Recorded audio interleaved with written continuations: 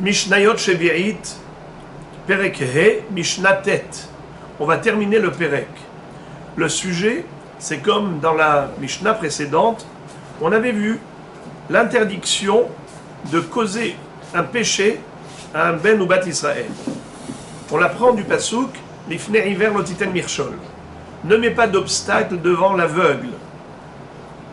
En d'autres termes, ne fais pas trébucher quelqu'un spirituellement parlant. En donnant la possibilité à une personne de faire une avéra, c'est comme mettre un obstacle devant l'aveugle. Et c'est assourd. Mais tout de même, cette Mishnah nous enseigne qu'on a le droit de prêter certains matériels plutôt, à une personne qui est susceptible de transgresser un issour, mais on va voir tout de suite dans quelles conditions. Évidemment que si on est certain que la personne va utiliser le matériel qu'on va lui prêter pour faire des avérotes, évidemment c'est assourd. Là on parle du cas où il y a deux hypothèses. Peut-être que la personne va utiliser ce matériel pour faire une avéra, ou peut-être pas. Étant donné qu'il y a deux possibilités, on n'est pas obligé de juger les gens négativement. On n'est pas obligé de présumer que la personne va utiliser ce matériel pour faire une avéra.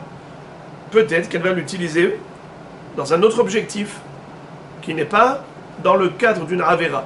Et donc on pourra lui prêter le matériel. Voilà le sujet. On va lire d'abord en hébreu. Mash'elet isha la haverta, ahashuda la shevi'it, napa, ukvara, berechaim, vetanur. Imaginons une femme qui est hashuda à la shevi'it, une femme qui est suspecte. On peut la soupçonner de ne pas observer la mitzvah de la Shemitah. La mitzvah de la Shemitah consiste, premièrement, à ne pas travailler la terre. Deuxièmement, à abandonner les fruits de son champ. C'est-à-dire qu'on n'a pas le droit de garder, de conserver chez soi, pendant qu'il en manque dans le champ. Et c'est de ça, justement, qu'on parle dans cette Mishnah. On parle de fruits, les ahar sha'at ha-bi'ur. Qu'est-ce que ça veut dire sha'at ha-bi'ur?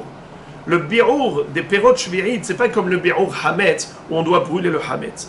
Ici, on parle de bi'ur à perot shel shvi'it, ça veut dire d'évacuer de la maison les fruits de la Shemitah. Tant qu'il y a des fruits dehors, on peut garder des fruits à l'intérieur de la maison. Mais s'il n'y en a plus dans le champ, alors on doit évacuer ceux qu'on a gardés à la maison. On l'apprend du Passouk. Libhem techa ve la haya asher be'artzecha.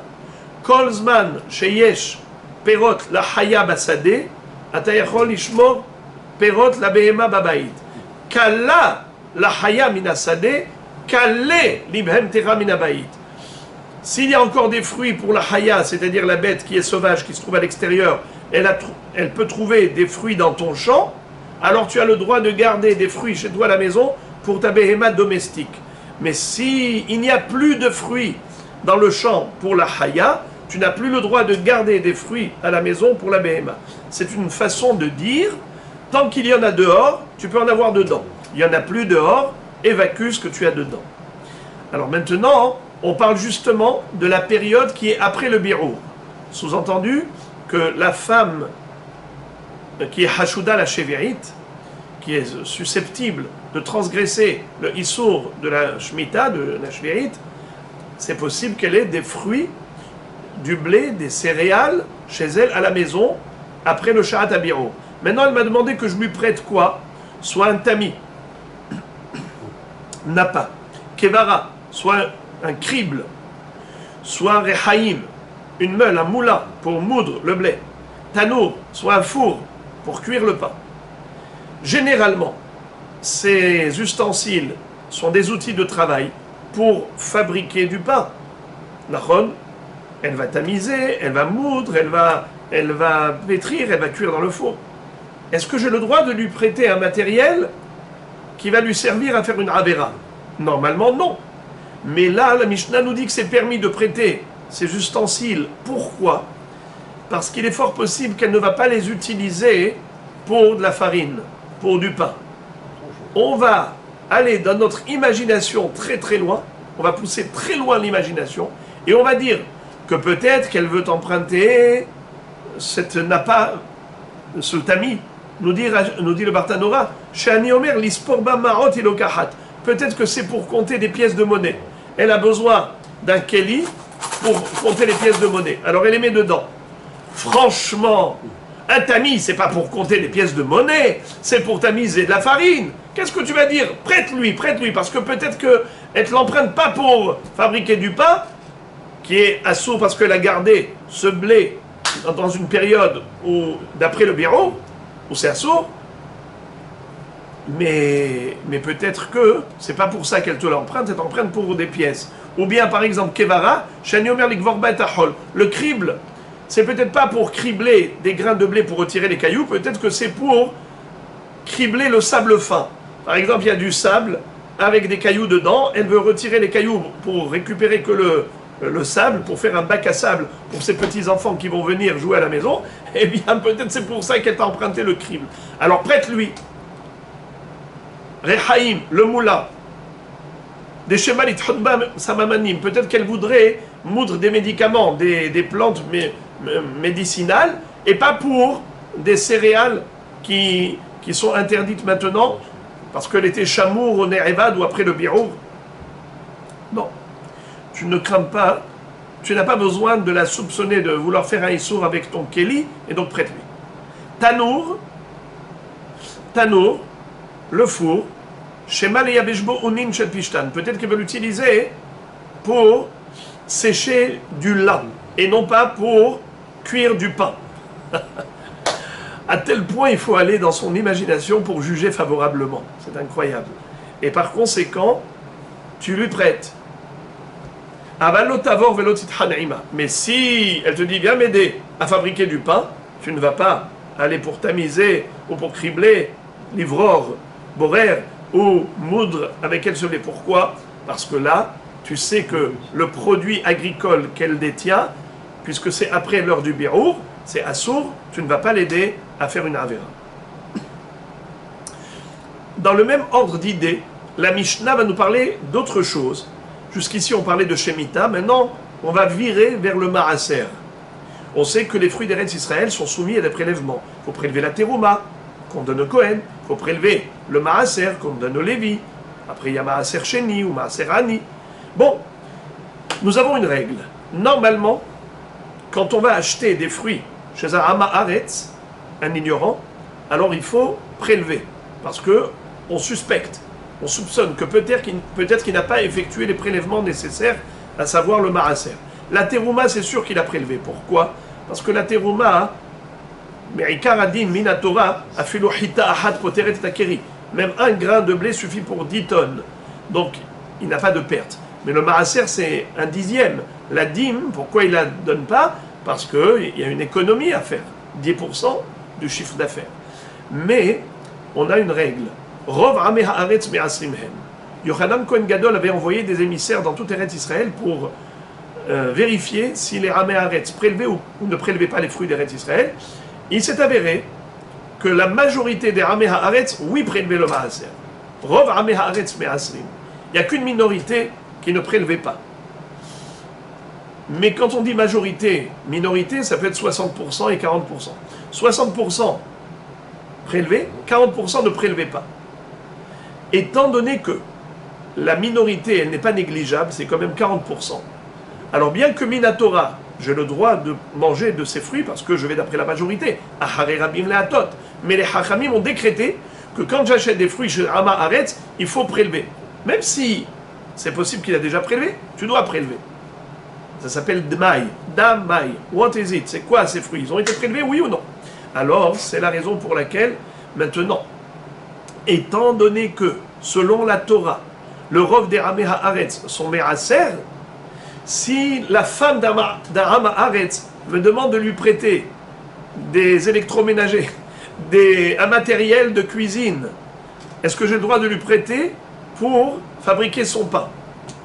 Eh bien, c'est permis. Parce que les Chachamim n'ont pas été jusque-là de nous interdire de prêter aux voisins Hama Haaretz des Kelim parce qu'ils mangeraient du non-Meroussa. Étant donné que la majorité des Hama Haaretz, oui, ils prélevaient le Maaser, Alors les Hachamim ont dit, c'est vrai que pour toi-même, personnellement, tu ne dois pas manger tant que tu n'as pas prélevé à nouveau. Mais par rapport à tes voisins, tu ne vas pas être mahmir à tel point de leur dire non, je ne te prête pas mes kelim parce que j'ai peur que vous les utilisiez pour du non-me'osav. Étant donné que la majorité, oui, prélever le maaser, on dit certainement ils appartiennent à la majorité, tu lui prêtes. Les Chachamim n'ont pas voulu créer des fractures sociales. Pour Darkei Shalom, les Chachamim n'ont pas fait de Humrot. Donc on va lire ça dans les mots. Eshet Haver, une femme pieuse, c'est-à-dire la femme d'un Talmid Chacham. Mash'elet, l'Eshet Ama Aretz, Napa ou Kvara. Elle a le droit de prêter à sa voisine, qui vient lui emprunter le tamis ou le crible. Elle peut lui prêter. Ou boreret, vetochenet, ou markedet ima. Elle peut même l'aider physiquement à préparer la farine. À boreret, c'est-à-dire trier, retirer les cailloux des graines. Tochenet, c'est moudre. Markedet, elle a le droit de tamiser avec elle. Tous ces travaux de préparation du pain, elle a le droit d'effectuer avec sa voisine qui lui demande de l'aide, parce que on s'appuie toujours, comme j'ai dit, sur le même principe, que le Rov des Amé Haaretz, il prélevait le Maaser, donc c'est certainement Merousa. Aval mishetati lamaim lotiga etzla, chez El Marzikin yeder ovre avera. Mais une fois que elle a mélangé l'eau à la farine pour fabriquer de la pâte, là, il ne faut plus l'aider. Pourquoi? Car généralement, les Amé Haaretz ne faisaient pas attention à pétrir dans des kelim qui sont téhorim. Ils pouvaient utiliser même des kelim impurs, tamés. Et quel est le problème? Le problème, c'est qu'à l'époque, on prélevait la chala, on l'a donnée au Kohen. Quand tu as prélevé la chala, si cette chala a touché des kelim qui sont tmeim, la chala n'est plus mangeable pour le Kohen. C'est assourd de causer la tum'a à de la chala, puisque c'est écrit mishmeret trumotai, tu dois être shomer. Si tu lui prêtes, maintenant si tu vas aller l'aider, pas prêter, aider, si tu vas aller l'aider à pétrir sa pâte dans ses kélim à elle, eh bien ces kélim ils sont tamés, on le sait, on présume que c'est comme ça parce qu'en général ils étaient fainéants, ils n'allaient pas purifier leurs kélim. Donc maintenant tu vas toi-même, madame tzadeket, tu vas aider ta voisine qui est Haaretz, qui ne fait pas attention au dinim de la Tum'a, tu vas l'aider à rendre la pâte Tme'a, ça c'est assourd. L'igrom Tum'a la hala. El Mahzikin yeder ovre avera. On n'aide pas les gens à faire une avera. Et maintenant, ce qu'on avait dit précédemment, où on était tolérant, Lo amrou et la mipne darkei shalom. C'est pour établir des relations diplomatiques et pacifiques de shalom avec ses voisins, et pour pas que ceux qui ne sont pas très pratiquants, très observants, disent « Ah oui, ces orthodoxes ne veulent pas nous aider ». Eh bien, les Chachamim ont dit « Oui, il faut aider dans la mesure du Heter, dans la mesure où c'est permis, où il n'y a pas de Havera, et même par rapport à celui sur des Rabbanan de Dmaï, on voit que les Chachamim n'ont pas interdit.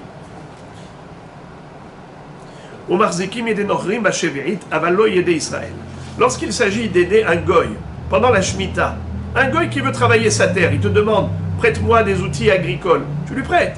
Pourquoi? Parce que lui n'a pas de Avera, il n'a pas de mitzvah de Shemitah. Avalo yedei Israël. Tu n'aides pas le Israël à faire une Avera. Il te demande prête-moi maintenant le bœuf et la charrue pour aller labourer, ça sort. Par rapport à ce Darkei Shalom dont on a dit qu'il faut saluer pas seulement ses voisins, pas seulement des juifs, même des goïms. La Mishnah elle conclut avec ce sujet pour nous dire que voilà, c'est là le fil conducteur de cette Mishnah, c'est Darkei Shalom. Il faut toujours avoir des relations respectueuses avec son voisinage, son environnement, sa société. Et il n'y a pas de différence, même avec des goyim, il faut être très respectueux. Et comme Rabban Yochanan ben Zakkai avait dit, jamais quelqu'un ne m'a devancé pour des salutations. J'ai toujours salué moi le premier, et même des goyim. Voilà comment cette Mishnah nous enseigne des règles de vie.